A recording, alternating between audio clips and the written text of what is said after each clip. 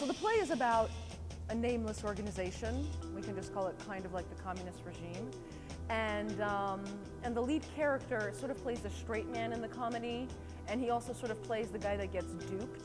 And he doesn't realize that he gets duped, so everything starts out wonderfully. He's the head of this organization, the managing director, and then he receives a memorandum written in a foreign language that becomes his downfall.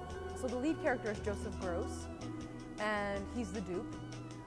He's the guy who's like, what's going on here? Wait a minute, I thought I was in charge, and what do you mean I'm now not in charge? And then he eventually loses his job only to try to beg back for it to regain it.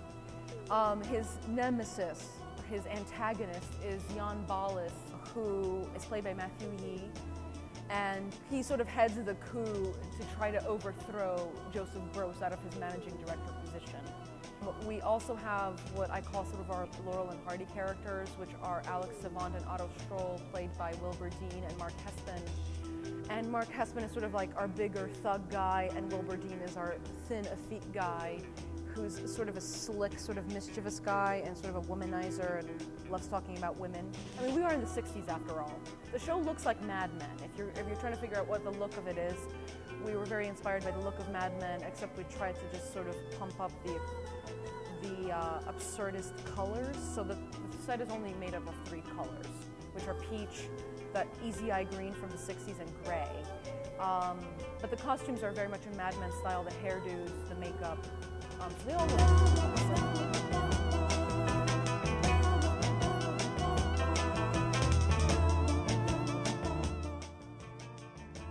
I mean, you hope that every time you direct a show, it's sort of a reinterpretation of the play for contemporary times. And here we are in DeKalb, so it's got to be for DeKalb, Illinois. If I was directing the show in New York City, I'd probably do a different show.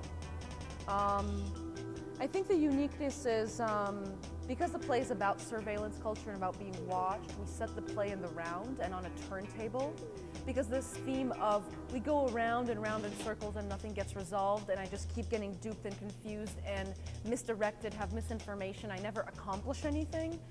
So the play is in the round on a turntable to sort of help tell that part of the story. When it's written in the play, it's originally set for a proscenium theater, audience here, acting over there, sort of like a TV. So, and then obviously the music, all the staging, all of the scene changes, all of the sort of choreographed moments came out of me, and then my work with the cast and the students and what they were bringing to the show too, yeah.